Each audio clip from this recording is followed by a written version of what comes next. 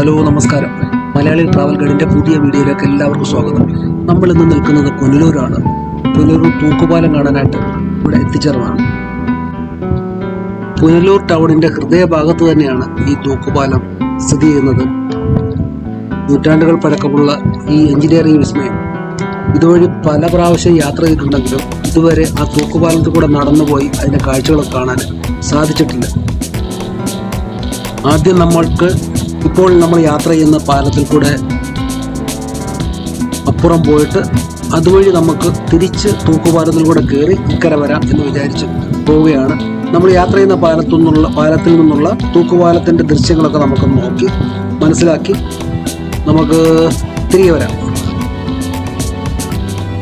തിരുവിതാംകൂർ മഹാരാജാവായിരുന്ന ആയില്യം തിരുനാളിൻ്റെ കാലത്താണ് ഈ പാലത്തിൻ്റെ പണി ആരംഭിക്കുന്നതും പൂർത്തീകരിച്ചതും പൊതുജനങ്ങൾക്ക് തുറന്നു കൊടുക്കുന്നത്. ബ്രിട്ടീഷ് എഞ്ചിനീയറായിരുന്ന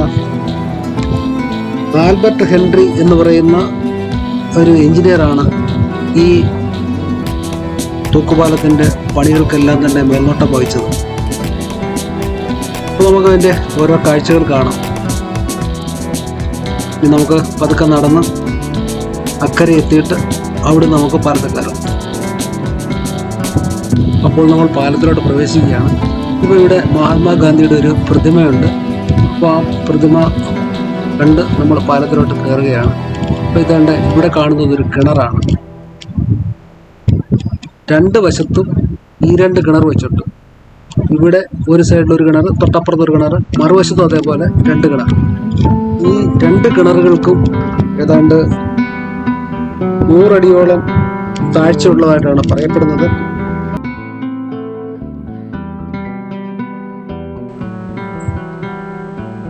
അപ്പോൾ കിണറിലെ കാഴ്ചകളൊക്കെ കണ്ട് നമ്മൾ മുമ്പോട്ട് നടക്കുമ്പോൾ വലിയ കരിങ്കൽ കമാനം കാണാം. ആ കമാനത്തിൽ നിന്നും ചങ്ങല ഇവിടെ വലിച്ച് കെട്ടി കിണറ്റിനകത്തോട്ട് കണക്ട് ചെയ്തിരിക്കുകയാണ്. കിണറ്റിനകത്താണ് ഇതിൻ്റെ ക്ലിപ്പ് സ്ഥിതി ചെയ്യുന്നത്.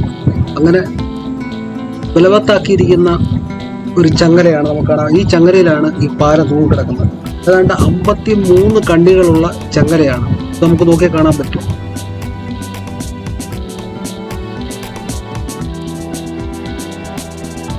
ഈ ചങ്ങലകളിലാണ് ഈ പാലം മുഴുവനായിട്ട് തൂങ്ങിക്കിടക്കുന്നത്.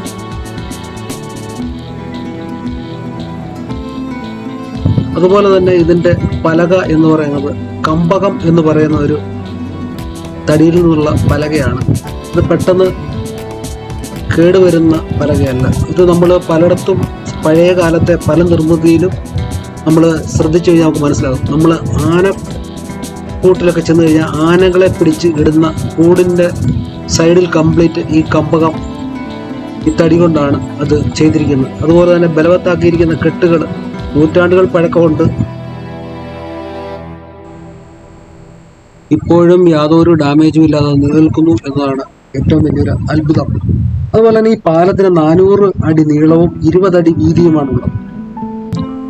ഈ പാലം പണി പൂർത്തീകരിച്ചതോടെയാണ് കേരളവും തമിഴ്നാടും തമ്മിലുള്ള വ്യാപാര ബന്ധം അന്നത്തെ കാലത്ത് കൂടുതൽ ദൃഢമായത്.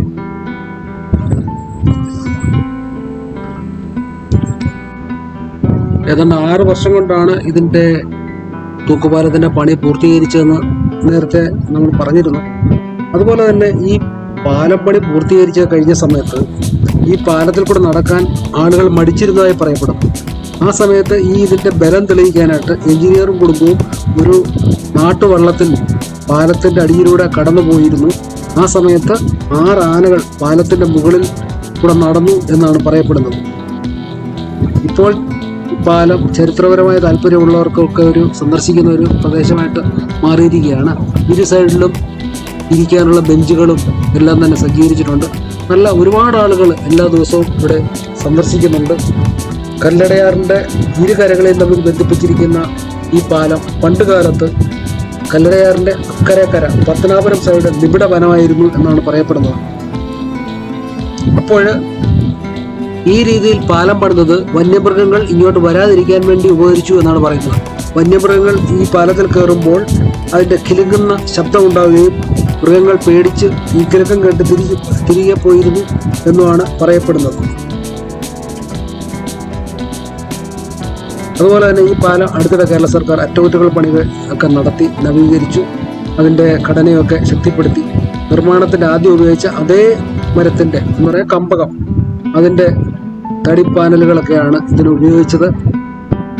സ്റ്റീൽ, അതുപോലെ തന്നെ സ്റ്റീലും മറ്റ് കൽത്തൂണുകളും പെയിന്റ് ചെയ്തു. അതുപോലെ തന്നെ രാത്രി വിളക്കുകൾ കത്തുന്ന, രാത്രി ഇതുവഴി പോയി കഴിഞ്ഞാൽ നല്ല രസകരമായ രീതിയിൽ ലൈറ്റുകളൊക്കെ ഫിറ്റ് ചെയ്തിട്ടുണ്ട്. അപ്പോൾ ഇവിടെ വരുന്നവർക്കെല്ലാം തന്നെ ഒരു നല്ലൊരു രസകരമായ ഒരു അനുഭവം പ്രദാനം ചെയ്യും. അതുപോലെ ചെറിയൊരു പാർക്ക് പോലൊക്കെ ഉണ്ടാക്കിയിട്ടുണ്ട്. അതുപോലെ ഇത് നോക്കാൻ ആളുണ്ട്. പുരാവസ്തു വകുപ്പിൻ്റെ ആൾക്കാരിവിടെ കാവലുണ്ട്. അവരുടെ അതുപോലെ ഇവിടെ വന്ന് വല്ല തല്ലി ഇളക്കുക മറ്റു കാര്യങ്ങളൊന്നും ചെയ്യരുതെന്നൊക്കെ ബോർഡ് വെച്ചിട്ടുണ്ട്. ഡാമേജ് ഒന്നും വരുത്തരുത് ആൾക്കാർ വരുന്നവർ.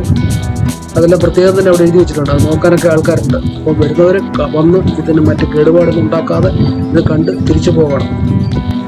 ഈ തൂക്കുപാലത്തിൻ്റെ നിർമ്മാണ സമയത്ത് ഇതിൻ്റെ നിർമ്മാണ സാമഗ്രികൾ, ഇതിൻ്റെ ഇരുമ്പ്, അതുപോലെ നട്ട് ബോൾട്ടുകൾ, ഇതെല്ലാം തന്നെ യൂറോപ്യൻ രാജ്യങ്ങളിൽ നിന്ന് ഇവിടെ കൊണ്ടുവന്ന് തങ്കശ്ശേരിയിൽ കൊണ്ടുവന്നതിന് ശേഷം അവിടുത്തെ പോർട്ടിൽ നിന്നും ഇത് ആന കെട്ടിവലിക്കുന്ന വണ്ടി അന്നത്തെ കാലത്ത് അതിലാണ് ഈ പുനലൂർ വരെ എത്തിച്ചത് എന്നാണ് പറയപ്പെടുന്നത്. അതുപോലെ തന്നെ ഇതിൻ്റെ നിർമ്മാണ കൽപ്പണിക്കും മറ്റെല്ലാം തന്നെ തമിഴ്നാട്ടിൽ നിന്നുള്ള വിദഗ്ധരായ കൽപ്പണിക്കാരാണ് ഇവിടെ എത്തിയതെന്ന് പറയപ്പെടുന്നു.